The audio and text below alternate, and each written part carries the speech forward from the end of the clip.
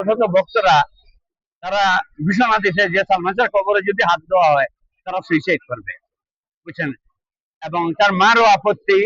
এর পরিপ্রেক্ষিতে আমরা আজকে নারাজি দিছি কোর্টে। আলহামদুলিল্লাহ মাননীয় বিজ্ঞ আদালত এটা অ্যাকসেপ্ট করছেন। বিচার প্রক্রিয়া বাধাগ্রস্ত হবে কিনা, কি মনে হয় সঠিক বিচার যে একটা তো এটার তো আপনাদের আমি সেটা তো বলতে পারবো না বিচার প্রক্রিয়া বাধাগ্রস্ত হবে কিনা। আপনারা একটা জিনিস দেখেন যে যেদিন রায় হয়েছে, রায় হওয়ার পর থেকে যারা এই মামলার আসামি সবাই ফেসবুক থেকে অফ গেছে, কেউ আর ফেসবুক চালাচ্ছে না এবং আত্মগোপনে গেছে। এটাতে কি প্রমাণিত হয়? যদি ভালো মানুষ হইতো তারা আসতো, সারেন্ডার করতো, এটাতে কি প্রমাণিত হয়? আর ইনশাল্লাহ আমি যতটুকু আশাবাদী, আমরা সবাই আশাবাদী। সিআইডি তে গেছে, সিআইডির যারা চৌকস যারা আছে ওনারা এটা তদন্ত করতেছেন। আশা করি আমরা একটা ভালো রেজাল্ট পাবো। I have no complain against the CID. ইনশাল্লাহ অপেক্ষা করেন, খুব জলদি একটা ভালো রেজাল্ট শুনবেন। আমার ইয়াং অ্যাটর্নি উনি বলবে আপনাদেরকে দুই চারটা কথা। আমরা বিজ্ঞ আদালতে যে আবেদনটা করেছিলাম, আজকে এই মামলায় আমরা বিজ্ঞ আদালতে যে আবেদনটা করেছিলাম সেটা হলো যে আপনারা ইতিমধ্যে জানেন যে সালমান শাহ যে লাশ উত্তোলনের জন্য একটা আদেশ হয়েছে।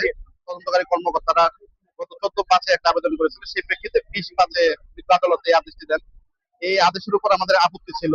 আমাদের যে এই মামলাতে বাদী এবং তথ্য প্রদানকারী যে এই ভিকটিমের মা নীলা চৌধুরী, উনি আপত্তি পোষণ করেছেন এবং উনি সিআইডি বরাবর একটি চিঠি প্রেরণ করেছিলেন এবং আমাদের বলেছিলেন যে আমরা যাতে বিজ্ঞ আদালতের কাছে আবেদন করি যাতে লাশটা উত্তোলন না করা হয়। সেই প্রেক্ষিতে আমরা বিজ্ঞ আদালতে একটা আবেদন করেছি। আমাদের এখানে মূল যে এই আবেদন করার পিছনে কারণটা ছিল সেটা হলো যে আপনারা ইতিমধ্যে জানেন যে 30 বছর পার হয়ে গেছে এই মামলাটার।